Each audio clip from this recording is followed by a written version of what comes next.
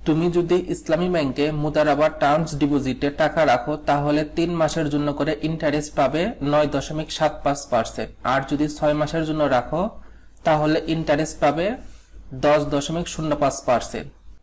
তাহলে ধরো তুমি ইসলামী ব্যাংকে ১ লক্ষ টাকা রাখলা ৩ মাসের জন্য করে, তুমি ৩ মাস পর পাবা ২,০৭১ টাকা ৮৮ পয়সা।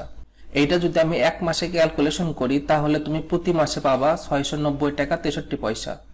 তুমি যদি ২ লক্ষ টাকা রাখো তাহলে প্রতি মাসে পাবে ১৩৮১ টাকা ২৫ পয়সা।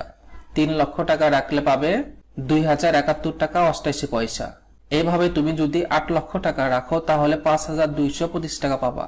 তুমি ১৫ লক্ষ টাকা রাখলে প্রতি মাসে পাবে ১০,৩৫৯ টাকা ৩৮ পয়সা। তুমি ২২ লক্ষ টাকা রাখলে পাবে প্রতি মাসে ১৫,১৯৩ টাকা ৭৫ পয়সা। এইভাবে তুমি যদি ২৯ লক্ষ টাকা রাখো তাহলে প্রতি মাসে পাবে ২০,০২৮ টাকা ১৩ পয়সা। এইভাবে আমি ১ কোটি টাকা পর্যন্ত হিসাব করে দেখাইছি।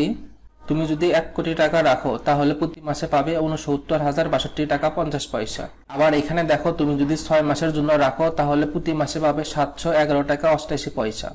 ২ লক্ষ টাকা রাখলে পাবে প্রতি মাসে ১৪২৩ টাকা ৭৫ পয়সা।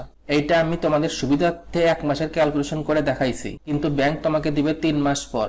ভিডিওটি ভালো লাগলে লাইক, কমেন্ট এবং শেয়ার করতে কিন্তু ভুলবা না। Thank you for watching this video.